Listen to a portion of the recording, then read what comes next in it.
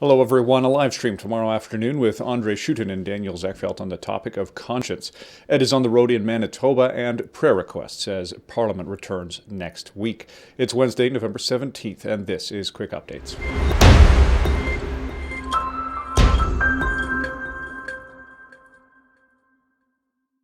So Daniel and Andre are hosting a live stream Thursday afternoon. Here's Daniel. Thanks, Colin.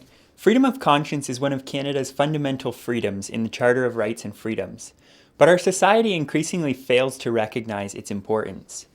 ARPA Canada recently released a new policy report on freedom of conscience, specifically looking at the example of conscience in healthcare.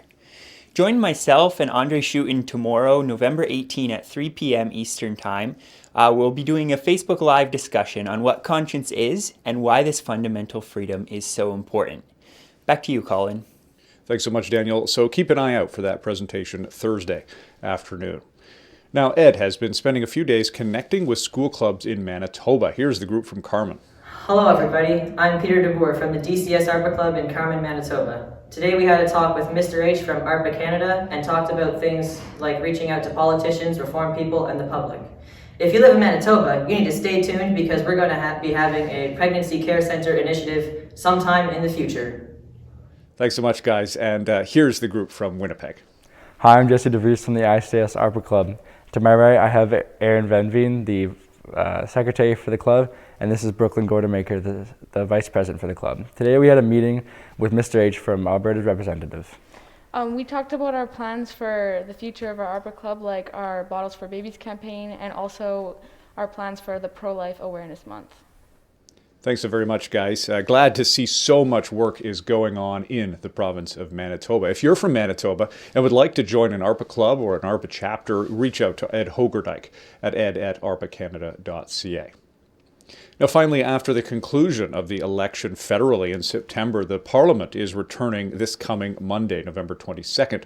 This will begin with the election of the Speaker and the speech from the throne, where the government will lay out their priorities for the coming term. I'll be keeping a close eye on three areas of interest to us. First is the expected return of a conversion therapy ban.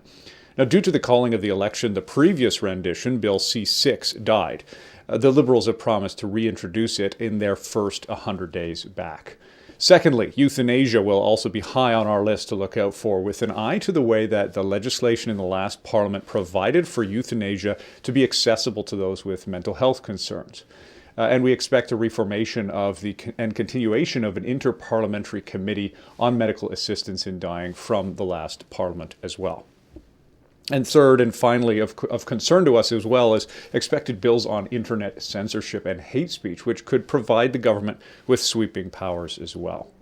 Now, beyond these three issues, the team is also paying close attention to the question of pregnancy care centers in charitable status, an issue that was also raised during the election. So please keep these issues in your prayers this week as Parliament returns. Pray for our leaders that they would rule righteously, that they would not pass laws that expand and promote injustice. Pray that those who are involved in engaging with Parliament on these issues would be given strength and wisdom as they work to bring about change. And we know that ultimately we can only do so much. We're small, but as Mark's recent book says, our God moves mountains. And as a final prayer request, next week we have our annual board and staff meetings where we review plans and strategy for the rest of 2021 and into 2022 and beyond. So please pray for wisdom and for courage for all of us as well. And thank God that He continues to provide for this organization as well. Now that's it for Quick Updates. Thanks to you for watching. Please do like, share, and subscribe, and we'll see you next week.